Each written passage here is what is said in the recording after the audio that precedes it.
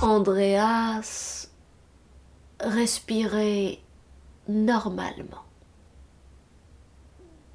Aucune fébrilité. Il savourait.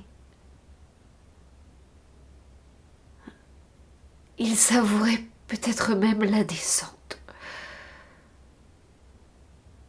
Quand on souffre plus que de raison, on finit toujours par se précipiter dans un gouffre. L'attrait pour l'inéluctable, c'est redoutable. Ce suicide longuement prémédité, soigneusement dissimulé, accompli sous le sceau du secret avec une certaine sérénité. Sa décision était prise. Elle était là, dans sa valise, qui contenait désormais toute sa destinée. Mais pour un mélancolique, c'est un verrouillage automatique. La vie vaut la peine d'être vécue si et seulement si elle est vaincue.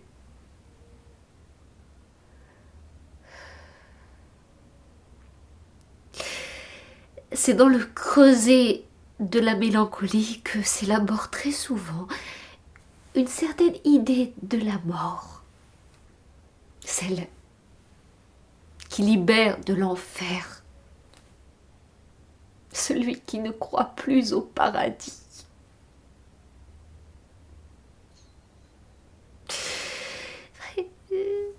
Qu'est-ce que le suicide? C'est un mal très banal. C'est l'acte de celui qui réussit ce double tour de force, d'être à la fois le coupable et la victime. L'égoïste qui met un terme à son égoïsme. Mais Andreas, lui, ne voulait pas se contenter d'un simple suicide. Andreas était aussi tenté par l'altruicide. Il voulait débarrasser aussi les autres de leur inutilité, de leur vacuité, de leur absurdité. Délivrance collective. Suicide altruiste, diront les psychiatres. Il ne part pas seul, il embarque tout le monde, tous ceux qui sont à sa charge. Andreas pater familias. Alors, une question demeure cependant. Pourquoi il a fait ça? Parce qu'on croit que la mélancolie ne suffit pas à rendre compte de l'effroyable. Et on a tort.